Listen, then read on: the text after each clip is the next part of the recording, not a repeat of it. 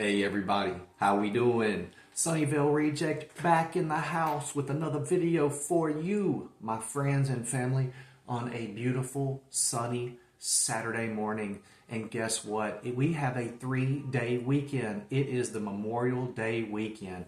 Wherever you are, whatever you're doing, I hope you have a blast. Have a wonderful day. Eat some good food. Drink some cold beer. Hang out with friends and family. And above all, respect and care about the fallen. Respect our current military and our veterans. We have to. They're doing a dirty job so that we can kick back and enjoy the good life. So give respect where respect is given. And since I brought up cold beer, I guess it's time to enjoy a cold beer. It's like, what, 8 o'clock here in the morning in Florida? It's always sunny. You can always go to the beach. You can always drink a cold beer, especially on a day like today, baby, when we're celebrating. Today I want to show you guys 6 blind beach picks. Books for the beach, books for vacation, books that you don't have to put a whole lot of thought into to enjoy. I know a little something about 2 of the writers that made this list, but not a whole lot. You know what? Why don't I shut my trap and we get started? Let me show you the 6 books that I picked blindly. I'm not going to read all 6 of them, damn it, during the summer. I'm going to read 1 or 2 because I have a list of books and I'm way behind, as you guys know, on my TBR, and I'm always swapping things in and out. Okay, I get it. First book on the list that's going to be a good beach pick for you is John Grisham's Camino Island. There's 3 of the Camino books, and I believe this is book 1. John Grisham, Camino Island. Now, I've never read anything by John Grisham. I know he's from Mississippi. He was actually born in black mud, black soil, black something, Arkansas, to cotton farmers. His parents were cotton farmers, so the first 7 years of his life he spent on a cotton field. You know, he moved to Mississippi, went to a law school and college there at Ole Miss, was in the House of Representatives, and now he works with a nonprofit that helps innocent folks get out of prison. Easy to get in, hard to get out of prison when you're innocent. He sold somewhere in the vicinity of 375 million copies. That's like 47 bestsellers consecutively. The guy's a genius, man. He's got a good formula and it works. I remember listening to Stephen King talk about how much he liked John Grisham, and he said that as writers we all have a filter, but John Grisham's filter is on a permanent vacation. Whatever he can think of, he just says. And as you know, his first book was A Time to Kill, and it was massively successful. The second one, I think, was the Firm or the Pelican Brief. But anyway, that one did even better. People realized he had wrote a book before that, A Time to Kill, and the rest is history, man. He blew up, big contracts, many major motion pictures, and hey, he's 70 years old living the good life. The good life. That's all we can hope for. What does the good life mean to you? Money in the bank, a big house, a nice car, good food in the refrigerator, healthy kids. What does the good life mean? John Grisham is about as good a storyteller as we've got in the United States these days. That's from the New York Times. From Camino Island. Look, Elaine, I'm just not up to this. You've got the wrong person, okay? I'm a terrible liar, and I'm just not good at deceiving people. I cannot wiggle my way into the lives of Bruce Cable and Noel Bonet and their little literary gang and come away with anything that might be valuable. Bruce Cable owns a popular bookstore in the sleepy resort town of Santa Rosa on Camino Island in Florida. He makes his real money, though, as a prominent dealer in rare books. Oh boy. Though as a prominent dealer in rare books, very few people know that he is occasionally dabbling in the black market of stolen books and manuscripts. There we have it. There's our plot twist, and there's the reason why Brucey's going to be hunted. I don't know. What do you think? You tell me. We got another one by Grisham here. The Boys from Biloxi. The Boys from Biloxi. I can't believe I've never really read anything that Grisham has written. I've known about him for a long time. Loved the movies, of course. Loved A Time to Kill with Matthew McConaughey. Grisham was apparently very excited back then. You know, they'd record somebody being cast for a movie or auditioning for a movie, and they would send the cassette tape to John Grisham because he had total control over who played that part. And they were blown away with Matthew McConaughey. And he said the accent was dead on. His mannerisms while he was smoking a cigar, dead on. The rest is history. So, what is the Boys from Biloxi about? You just can't wait to find out? I don't know. For most of the last 100 years, Biloxi was known for its beaches, resorts, and seafood industry, but it had a darker side. It was also notorious for corruption and vice. Everything from gambling, prostitution, bootleg liquor, and drugs to contract killings. The vice was controlled by a small cabal of mobsters, many of them rumored to be members of the Dixie Mafia. There you go. Some legal thrillers, some crime thrillers from John Grisham. This book comes in at a whopping 454 pages. So out of all the books on the list, this is going to be your largest commitment. He said that he was too long-winded for short fiction and too lazy to put out a whopping novel, so he's somewhere in between. Pause.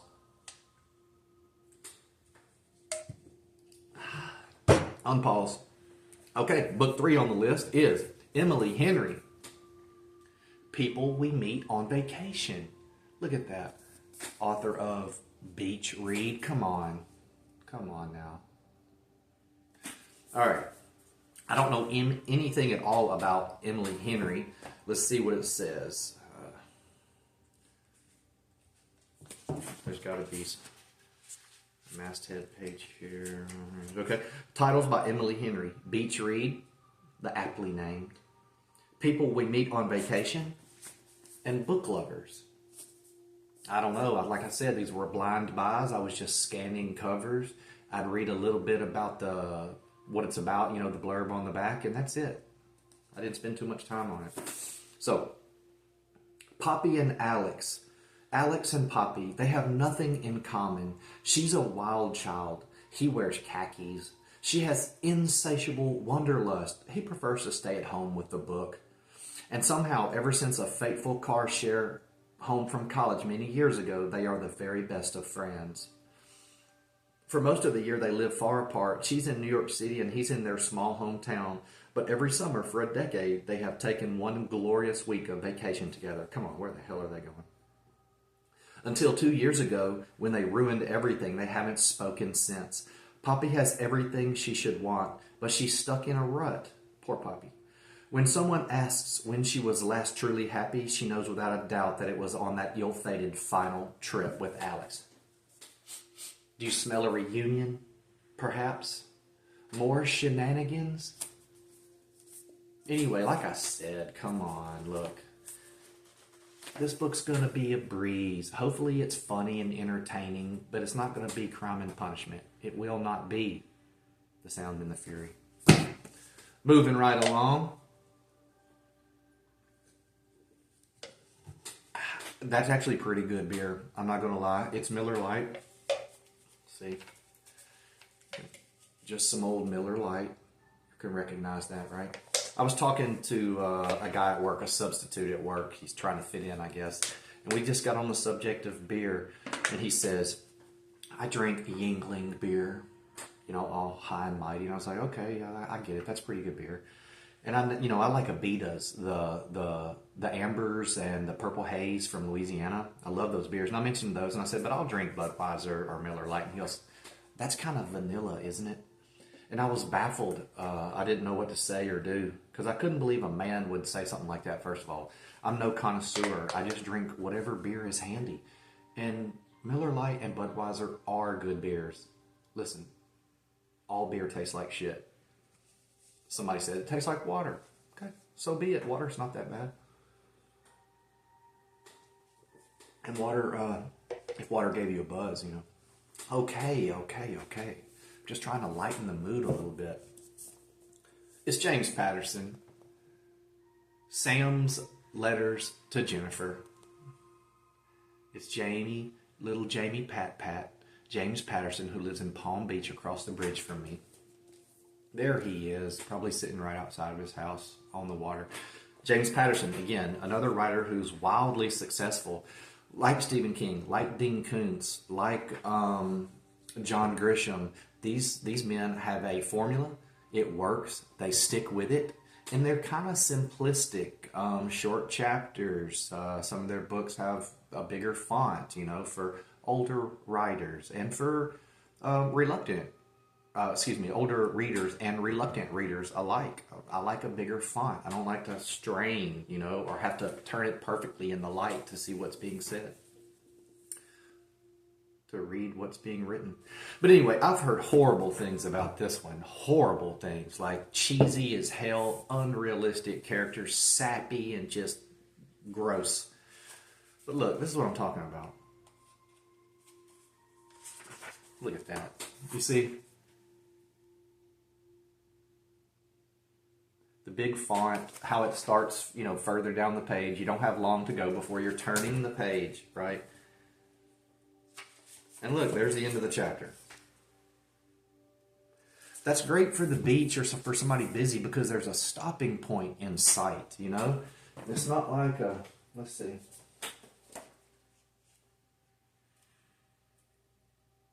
William Faulkner. These William Faulkners, they're beautiful copies, but this one's not a good point of reference. But those books that small print, like the Bible, they just go on and on and on. You're like, damn, I got to commit to at least 4 or 5 pages of this before I can stop it. I'm not sure I'm ready to do that.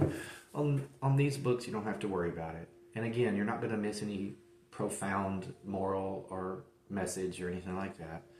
But it's James Patterson's Sam's Letters to Jennifer, and it just seems like a good beach read because I've read a few Patterson books, and they're fun, they're entertaining, just enough about the character to give a damn about them, and I don't know, generally, emotionally, I can get behind it.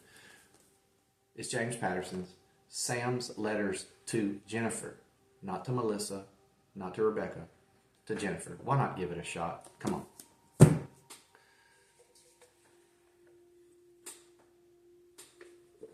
I should have brought 2 beers. All right. Book 5 on the list. We're getting near the end here. We're right there. Hang on just a little bit longer. It's Something in the Water. Catherine Stedman. Something in the Water. Part of Reese's book club. I guess that's Reese Witherspoon's book club. There's some good books. While I was looking for beach reads, a lot of them had this sticker. How does the author feel about that sticker? Does it sell more books? Sure. Does it cheapen it a little bit? Perhaps. All right, so this is Something in the Water. Looks real beachy, real summery, some summer vibes coming off this jank. All right, so New York Times bestseller, Something in the Air. Stedman keeps the suspense ratcheted up. And in this community, we love that, right? All right, so if you could make one simple choice that would change your life forever, would you? I think about that all the time. A psychological thriller that captivated me from page 1. What unfolds makes for a wild, page-turning ride. That's all you can ask for. Aaron is a documentary filmmaker on the brink of a professional breakthrough. Mark, a handsome investment banker with big plans. Passionately in love, they embark on a dream honeymoon to the tropical island of Bora Bora, where they enjoy the sun, the sand, and of course each other. Then, while scuba diving in the crystal blue sea, they find something in the water. What the hell is it? Is it a rare sea beast? Or is it some treasure? Maybe some ancient ruin that's been sunken that rewrites history? Read the damn book and find out. Maybe this is one I'll read. Font's not too terribly small. I care about that now. Ain't that strange?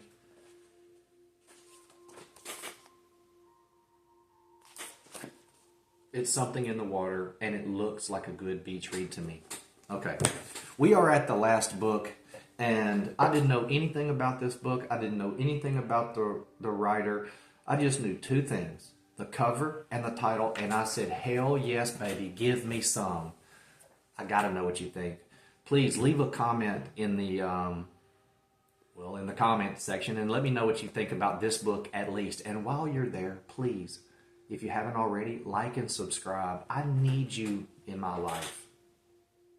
And I enjoy being able to hang out with you guys. So, here we go. The last book on my 6 blind picks for the beach. Come on, baby, give it up. It's Demon Summer. Come on, looky there. Damn straight. You damn straight. It's Demon Summer. It's got a funky ass beautiful cover. I love it. One more time.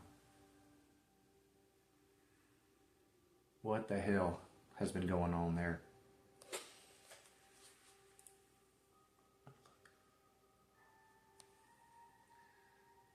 Is this nostalgic or what? Does this bring back those spooky, evil, demonic summer camp vibes? Those roller rink and mall vibes? The neon, the after hours spookiness of walking through the stock room and through the dark parking lot to our cars? Maybe. Maybe not. All right. It's going to be one hell of a summer, and it is. Zane thought inheriting a house in Paradise Falls would be the fresh start he needed, and his new job at Snacks Time, a popular fast food chain, seemed totally tubular, man. No, totally cool. But when he and his coworkers, Star and Dexter, find an old book filled with strange recipes, they accidentally cook up an ancient succubus with a taste for male flesh. Now, she's on the loose and wreaking havoc on the town. Now that's what the hell I'm talking about when I talk about a good, short, and sweet blurb. So look, you got the spine. It stands out. Think about that if you're producing your own work of art, your own masterpiece, your own book. Nobody will read it if they don't pick it up. Have colors that make you want to do a double take, you know? So you got that, right? Then you pick up the cover. You got 2 points already. You're in love with this book, right? And then something like this, short and sweet on the back. I only read this, but let's see what this says. But short and sweet on the back. The font's great. Look. They're going to pick this book up and they're going to read it. What's the second part say? Is it too long-winded? Does it oversell? Things really heat up when Hunter, a heartthrob with a mysterious past, comes looking for Zane. Plunged into a whirlwind of desire and danger, Zane spirals deeper into Hunter's world. With the clock ticking and ghouls on the rise, the teens must team up to save Paradise Falls from the clutches of the damn filthy demon. But in a town full of sizzling secrets, survival's no sure thing. You tell me, what do you think? What do you think about my list? What are your plans for the summer? Do you have any? If not, make some. Take this opportunity to travel to that place you've always wanted to go to. Take this opportunity to write your own damn book. Whatever you do, stay cool and keep hanging out with the Sunnyvale Reject. I love you.